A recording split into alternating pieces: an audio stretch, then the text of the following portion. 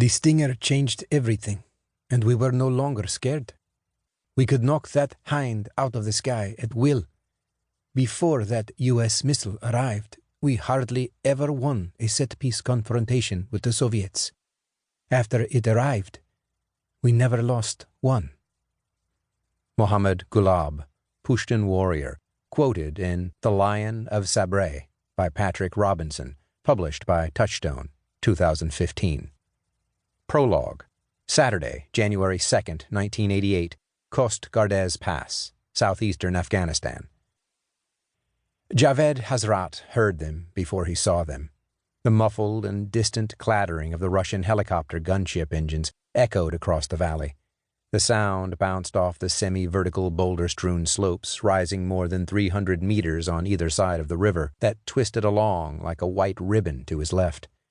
Then came the distant, pulsing rat-a-tat of machine gun fire, accompanied by the whoosh of rockets. A few seconds later there was an explosion, and from out of sight, behind an outcrop that jutted out toward the river and the dirt road next to it, rose a cloud of gray smoke. "Bastards! They've hit Wazrar," Javed said in his native Pashto, his voice suddenly cracked and reedy. He tugged at his long black beard and stared east, but from his current vantage point he was unable to see the village and its collection of mud-brown houses, where he knew his family and others would now be cowered, probably under tables or anything else that might offer protection. "Baz, get it ready, in case they head this way." Baz, one of the three men standing next to Javed, shook his head. "They won't. They'll head back to Gardez." "Get it ready anyway," Javed said. He knew that Baz was probably right. The Russians were currently in a phase of hit-and-run activity that involved them swooping in, destroying as much of a village as they could from the air, then exiting swiftly to avoid casualties from mujahideen fire.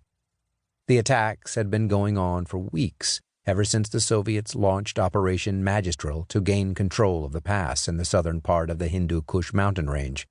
It was a vital supply artery that connected Kabul to the north with Khost to the southeast, where there was a large Russian military base. Beyond that, the pass was a link to Pakistan and India.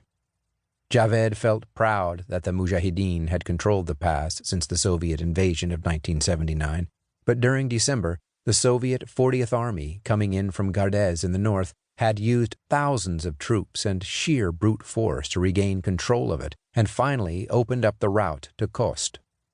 Now the Russians were launching periodic forays, both airborne and on the ground, against mujahideen bases and villages to ensure that the pass remained open and they retained control. Baz, wiry with forearms that seemed to be hewn from lengths of steel rope, bent and picked up the 1.5-meter matte green missile that lay next to him in the snow, then handed it to Javed. Javed raised the stinger so it rested on his right shoulder, its long tube stretched out behind him.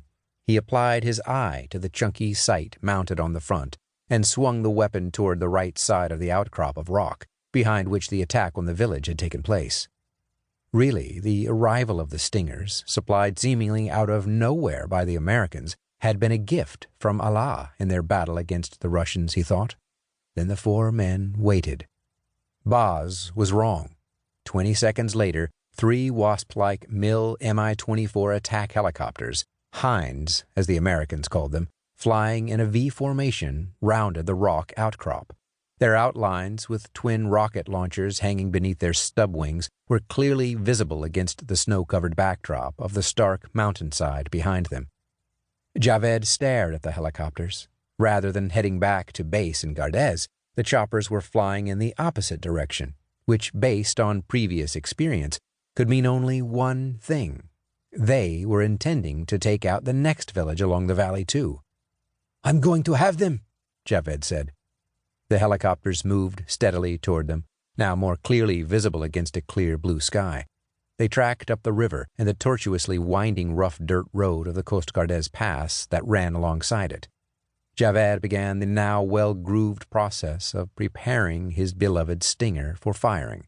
He bent down and picked up the small, round battery coolant unit, a thermal battery that provided power for the infrared tracking device and argon gas to keep it cool.